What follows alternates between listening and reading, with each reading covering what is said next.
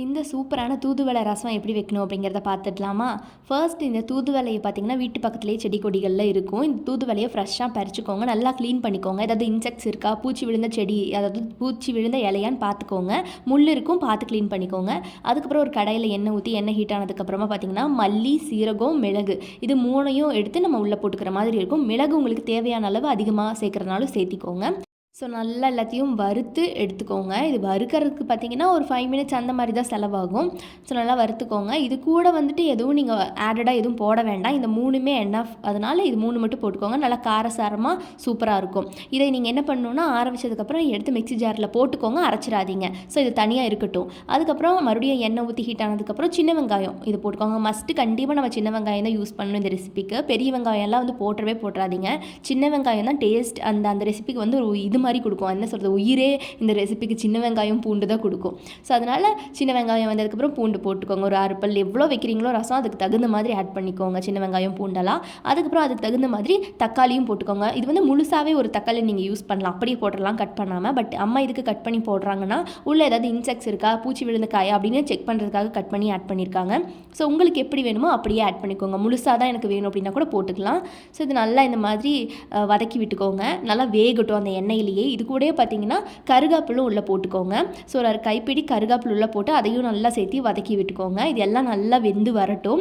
இப்போ ஒரு after 5 minutes கழித்து பார்த்தீங்கன்னா, ஸோ இந்த பதத்துக்கு வந்துடும். இப்படி இருக்கும்போது நீங்கள் என்ன பண்ணணுன்னா, நீங்கள் கழுவி வச்சுருக்க தூதுவளை இலையை எடுத்து உள்ளே போட்டுக்கணும். ஸோ நான் ஆல்ரெடி சொன்னது தான், தூதுவளை இலையில் வந்துட்டு நிறைய முள்ளெல்லாம் இருக்கும், அதெல்லாம் பார்த்து க்ளீன் பண்ணிக்கோங்க. முக்கியமான விஷயம் என்னென்னா, இந்த தூதுவளை இலை மட்டும்தான் போடணுமா அப்படின்னா கேட்டால் இல்லவே இல்லை. தூதுவளை கூட நீங்கள் வந்து கோவத்தலை இலையும் சேர்த்திக்கலாம். அது கூட பார்த்திங்கன்னா முசுமுஸ்தா இலைன்னு சொல்லுவாங்க, அதுவும் சேர்த்திக்கலாம். வாதநாராயண இலையும் சேர்த்திக்கலாம். இது எல்லாமே நீங்கள் இதில் சேர்த்திக்கலாம். பட் எங்களுக்கு இன்றைக்கி பர்சனலாக பார்த்திங்கன்னா இந்த தூதுவளை இலை மட்டும்தான் கிடச்சிது, அதனால் இதை மட்டும் ஆட் பண்ணிக்கிட்டோம். ஸோ இது நல்லா இந்த மாதிரி வறுத்து விட்டிங்கன்னா ஆஃப்டர் ஒரு 5 மினிட்ஸ் இல்லை 10 மினிட்ஸ் வரைக்கும் நல்லா வறுத்ததுக்கப்புறம் இந்த பதத்துக்கு வந்துடும். ஸோ இதோட கசப்புத்தன்மை எல்லாமே பார்த்திங்கன்னா இப்போ கூட இருக்கிற அந்த பூண்டு வெங்காயத்துல எல்லாம் இறங்கியிருக்கும். ஸோ அதனால் ரொம்பலாம் கசக்காது, நல்லா டேஸ்ட் கொடுக்குற மாதிரி தான் இருக்கும் ரசம். ஸோ இது வந்து நீங்கள் ஒரு ஆற வச்சு ஒரு 10 மினிட்ஸ்க்கு அப்புறமா நல்லா இந்த மாதிரி ஃபைன் பேஸ்ட்டாக அரைச்சி எடுத்துக்கோங்க. அரைச்சதுக்கப்புறம் பார்த்தீங்கன்னா கொஞ்சம் கம்மியான கன்சிஸ்டன்சி வர மாதிரி இருக்கும் நமக்கு. இது நம்ம நினச்சி பயப்பட வேண்டாம். இது கூட நம்ம வாட்டர் ஆட் பண்ணிக்கலாம். எவ்வளோ ரசம் வைக்கிறீங்களோ அதுக்கு தகுந்த மாதிரி வாட்டர் ஆட் பண்ணிக்கோங்க கூடவே. ஸோ நல்லா வாட்டர் கலந்து ஆட் பண்ணதுக்கப்புறமா பார்த்தீங்கன்னா இப்படி தான் இருக்கும். என்னடா சலசலம் தண்ணி மாதிரி இருக்குது அப்படின்லாம் நினச்சிக்காதீங்க. நம்ம ரசம் தான் வைக்க போகிறோம். ஸோ அதனால் இந்த மாதிரி தண்ணி கன்சிஸ்டன்சியில் இருக்கிறது ஓகே தான். ஸோ இதுக்கப்புறம் பார்த்தீங்கன்னா இந்த மாதிரி தேவையான அளவு தண்ணி கலந்ததுக்கப்புறமா ஒரு பிஞ்ச் அளவோ இல்லை 2 ஸ்பூன் அளவோ நீங்கள் டர்மரிக் பவுடர் மஞ்சத்தூள் சேர்த்திக்கோங்க.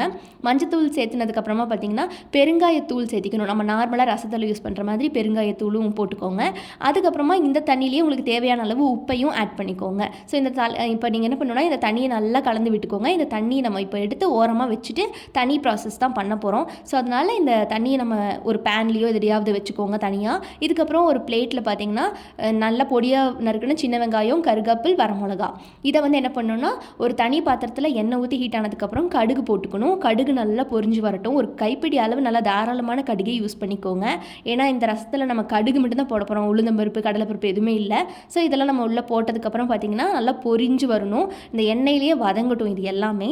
ஸோ எல்லாம் வதங்கினதுக்கப்புறம் தான் நம்ம வந்து எடுத்து வச்சுருக்க தண்ணியை உள்ளே ஊற்றி ஆட் பண்ண போகிறோம். நல்லா இது வெந்ததுக்கப்புறம் நம்ம தண்ணி உள்ளே ஊற்றுறோம். என்னடா வாய்ஸ் இப்படி இருக்கே அப்படின்னு நினச்சிக்காதீங்க கைஸ். எனக்கு இன்றைக்கி கோல்டும் காஃபு ஃபீவர் எல்லாமே சேர்ந்து வந்திருக்கு. ஸோ அதனால் இப்படி தான் இருக்கும், அட்ஜஸ்ட் பண்ணிக்கோங்க. எனக்கு கோல்டு அப்படிங்கிறதுனால தான் அம்மா இந்த ரசமே ப்ரிப்பேர் பண்ணிகிட்ருக்காங்க இன்றைக்கி. ஸோ அதை அப்படியே நான் வீடியோவாக கவர் பண்ணிட்டேன். இதுக்கப்புறம் இவ்வளோ தாங்க ப்ராசஸே. இது கொதிச்சு வரணும். ஆஃப்டர் 10 மினிட்ஸ் கழித்து பார்த்தீங்கன்னா இந்த மாதிரி நல்லா கொதி வந்துட்டுருக்கும். அவ்வளோதாங்க. இந்த பதத்துக்கு வந்துட்டாலே போதும், நம்மளோட தூதுவளை ரசம் ரெடி ஆகிடுச்சு. இது நீங்கள் கொஞ்சமாக சாதம் போட்டு நிறைய ரசம் ஊற்றி சாப்பிட்டிங்கன்னா செம்ம டேஸ்ட்டாக இருக்கும். பூண்டு, சின்ன வெங்காயம், வரமிளகா, பெருங்காய வாசத்தோட இந்த தூதுவளை ரசம் கசப்பே அடிக்காது, மருந்து மாதிரியே இருக்காது. நம்மளோட நார்மல் ரசத்தை விட இது செம்ம டேஸ்ட்டாக இருக்கும். ட்ரை பண்ணி பாருங்கள். எதுக்கு எடுத்தாலும் ஹாஸ்பிட்டல் மருந்து மாத்திரையெல்லாம் அடிக்கடி எடுத்துக்காதீங்க. குட்டீஸ்க்கு கூட ஓகே, இது வந்து கொடுத்து பாருங்கள், அவங்களுக்கே பிடிக்கும். மறக்காமல் ட்ரை பண்ணிவிட்டு எப்படி இருந்துச்சுன்னு என்கிட்ட சொல்லுங்கள்.